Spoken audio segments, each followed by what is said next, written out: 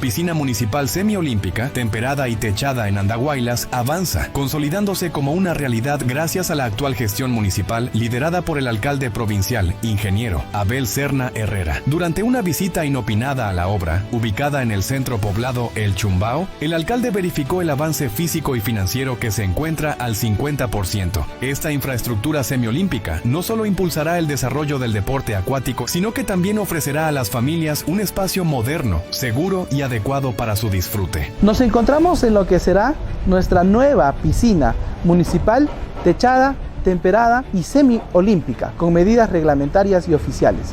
Esta obra viene siendo impulsada por nuestra gestión con una inversión de más de 5.700.000 soles y a la fecha ya tiene más de un 50% de ejecución física que será entregada en los próximos meses al servicio de nuestra población andahuaylina. Esta infraestructura servirá para realizar competiciones en la natación a todo nivel, pero también será una piscina recreativa, puesto que tendrá una piscina para adultos y una piscina para niños.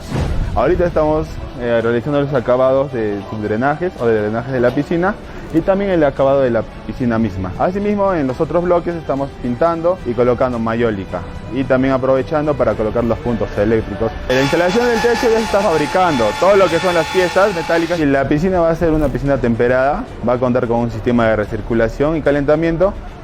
Para esto vamos a necesitar se van a necesitar bombas de calor. Lo que está en el techo son las termas, que va a servir para las duchas. Vamos a contar con un espacio para los niños, con una patera o piscina de niños. También vamos a contar con una pequeña área verde donde ellos van a poder descansar, tal vez jugar, realizar unas actividades con su familia. La gestión actual reafirma su compromiso con la inversión en obras que promuevan el bienestar y desarrollo de la comunidad, garantizando espacios deportivos de calidad para niños, jóvenes y adultos, contribuyendo al progreso integral de Andahuaylas. Ingeniero Abel Serna Herrera, alcalde, construyendo progreso.